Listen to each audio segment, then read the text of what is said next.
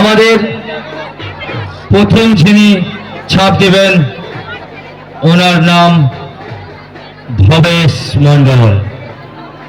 আমাদের যে ঝাঁপ বাঁধা সম্পন্ন হয়েছে, কাঁটা গড়গড়ি কাজ সম্পন্ন করেছি, করার পরেই আমাদের এখন ঝাঁপের পূজা অর্চনার জন্য আমরা উপস্থিত হয়েছি ঝাঁপের কাছে। সেই ঝাঁপের পূজা অর্চনা শেষ হবার সঙ্গে সঙ্গেই আমরা পৌঁছে যাব সেই বহু লক্ষ্যে, সেই মায়ের ছেলে মায়ের কোলে। কি সুন্দরভাবে যেন মা তিনি তার সন্তানকে দুটি হাত বাড়িয়ে কোলে তুলে নিচ্ছে, যেমন ভাবে ছোট্ট শিশু ঝোড়াই পড়ে গোড়াগড়ি দেয় আর দুটি নয়নের জল ঝরিয়ে মায়ের দিকে দুটি হাত বাড়িয়ে দিয়ে মা মা বলে ডাকে। ঠিক তেমন সময় সে মা যেমন সেই সন্তানের চোখের জল দেখে থাকতে না পেরে তার সন্তানকে দুটি হাত বাড়িয়ে করে তুলে নেয়, ঠিক তেমন ভাবে সেই অত উঁচু থেকে যখন তার সন্তান নয়নের জল ছড়িয়ে মায়ের দিকে দুটি হাত বাড়িয়ে দিয়ে মা মা বলে ডাকবে, সেই মা সেই মুহূর্ত কি আর মা থাকতে পারে? সেই সময় জগৎ জননী মা তিনি যেন দুটি হাত বাড়িয়ে দিয়ে তার সন্তানকে দু হাত বাড়িয়ে কোলে তুলে নেবে। এ দৃশ্য চোখে না দেখলে বিশ্বাস করা যায় না, এ দৃশ্য হৃদয়ে লুকিয়ে রাখার মতন দৃশ্য। তাই সমস্ত দর্শনার্থীর উদ্দেশ্যে বলছি, আপনারা সবাই মাকে স্মরণ করুন, আপনারা সবাই মাকে স্মরণ করুন। চামল চামল ছোট্ট ছোট্ট পায়ে চলতে চলতে ঠিক পৌঁছে যাব সেই চাঁদের পাহাড়। আজ সত্যিই তো তিনি সেই ছোট্ট ছোট্ট পায়ে চলতে চলতে তিনি চলেছেন সেই চাঁদের পাহাড়ে।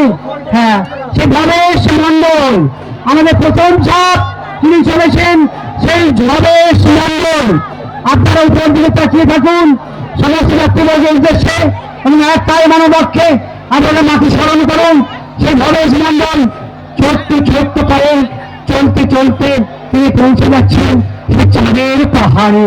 হ্যাঁ, সত্যি তো তিনি চাঁদের পাহাড়ে পৌঁছে গেছেন সে ভবেশ মণ্ডল। তাই আমরা সমস্ত ব্যক্তিবর্গের উদ্দেশ্যে জানাচ্ছি, আপনারা একটাই মানবক্ষে মাকে স্মরণ করুন, মাকে ডাকুন। রত্নমালা চরণে বসে তোমার সেবা তোমায় ডাকে। রত্নমালা চরণে রাখে তোমার সেবা তোমায় ডাকে। দেখতে পাচ্ছেন ফল ছড়াচ্ছে চোখের পলকে তিনি মায়ের কোলে নিয়ে আসলেন। সেই মা তার দুটি হাত বাড়িয়ে দিয়ে সেই ভবেশ মণ্ডল তার অবল সন্তানকে তিনি ডাকছে, করে থাকা আইনে আয়, আমি যে তোর জন্য অপেক্ষা করে আছি, তুই আইনে আয়। সেই ভবেশ মণ্ডল মা মাকে আমরা একটাই মনোবাক্যে স্মরণ করুন। সেই ভবেশ মণ্ডল মায়ের কোলে নেমে আসছে, মা দুটো বক্ষ হয়ে দিয়ে দেখার জন্য জল ঝড় সমস্ত অপেক্ষা করে, আমরা সমস্ত বাধা বিঘ্ন উপেক্ষা করে আজ আমরা ছুটে এসেছি রত্নমালার মন্দিরে। সেই আজ মন্দিরে এসে এমন একটি দিনকে সাক্ষী রেখে আমাদের হৃদয়ের মাঝে স্থান নিয়ে চাপ চাপ ক্রিয়া আকারে বেঁধে নিয়ে আজকে আমরা এসেছি সেই রত্নমালার মন্দিরে। এই জিনিস সেই মুছে যাওয়ার নয়, এই জিনিস যে খেলনা নয়, এই জিনিস গাছে নিলে মুছে যাবে, কাগজে নিলে ছেড়ে যাবে, মাটিতে নিলে ভেঙে যাবে। কিন্তু আমাদের হৃদয়ের মাঝে আমরা এমন একটি জিনিসকে আমরা স্নান করে চাপ চাপ শুধু আক্ষরে রেখে যাবো। আমরা দাদুর কাছে গল্প শুনে আমরা গিয়ে বলবো, দাদু সত্যিই যে তুমি আমাদেরকে বলেছিলে এই যে গল্প নয়, এই যে মায়ের খেলা, এই যে মায়ের লীলা, এরূপ যে হতে পারে আমরা স্বপ্নেও ভাবতে পারতাম না।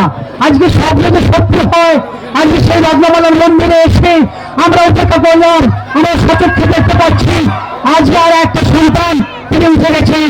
সেই সন্দীপ পাল তিনি প্রসাদ বিতরণ করছেন, তার ভক্তদের উদ্দেশ্যে তিনি প্রসাদ দিয়েছেন। কিছুক্ষণের মধ্যেই তিনি মায়ের বক্ষে নেমে এসে মা দুটি হাত বাড়িয়ে দিচ্ছে, মাকে ডাকছে। তাই আমরাও বলি এক কায় বড় বাক্যে, রত্নমালা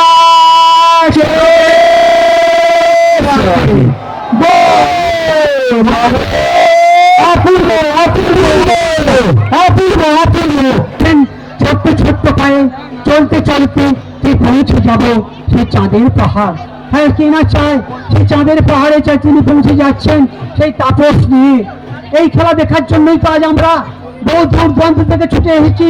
সারা ভারতবর্ষের মানুষ রোদ সমস্ত রোদ জল উপেক্ষা করে সেই তাপস নিয়ে আর এক সন্তান তাপস নিয়ে, মায়ের আর এক সন্তান তাপস নিয়ে তিনি ঝাঁপ দেবেন। তার আগে তিনি ভক্তদের উদ্দেশ্যে ফল পরিবেশন করবেন। আমরা এই মায়ের খেলা, এই মায়ের লীলা দেখার জন্যই তো আজ আমরা ছুটে আসি সেই রত্নমালার মন্দির প্রাঙ্গণে।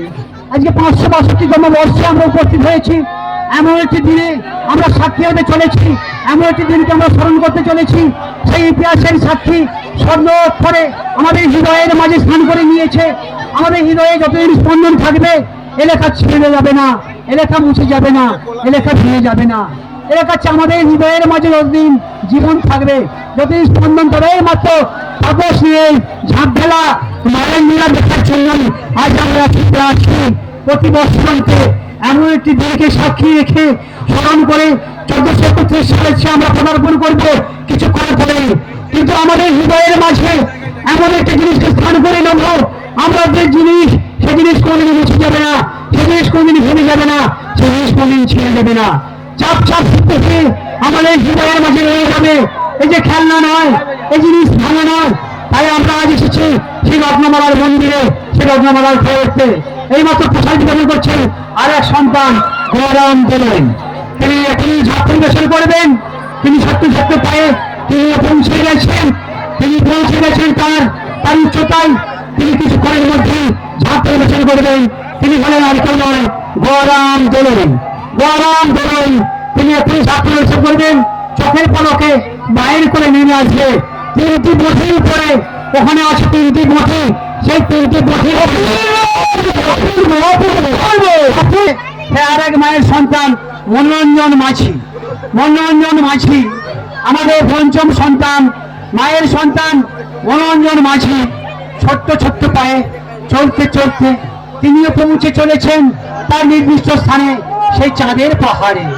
মনোরঞ্জন মাঝি আর এক সন্তান, তিনিও ছোট্ট পায়ে চলতে চলতে তিনিও পৌঁছে যাচ্ছেন সেই মনোরঞ্জন মাঝি চাঁদের পাহাড়ে পৌঁছে গেছেন। চাঁদের পাহাড়ে সত্যি তো আজ আমরা কেন আসি সেই মায়ের খেলা, সেই মায়ের লীলা দেখার জন্য আজ আমরা এসেছি সেই মায়ের মন্দিরে। সেই রত্নমালার মন্দিরে যে যিনি ইতিহাসের সাক্ষী হয়ে আছে 562 বছরে আমরা পদার্পণ করেছি। আর এক সন্তান তিনি মায়ের কাছে প্রসাদ বিতরণ করছেন। চোখের পলকে মায়ের কোলে নেমে আসবে সেই সন্তান মনোরঞ্জন মাঝি। মনোরঞ্জন মাঝি তিনি প্রসাদ বিতরণ করছেন। তিনি আর কেউ নয়, তিনি হলেন মনোরঞ্জন মাঝি। কিছুক্ষণের মধ্যেই চোখের পলকে 3টি অপূর্ব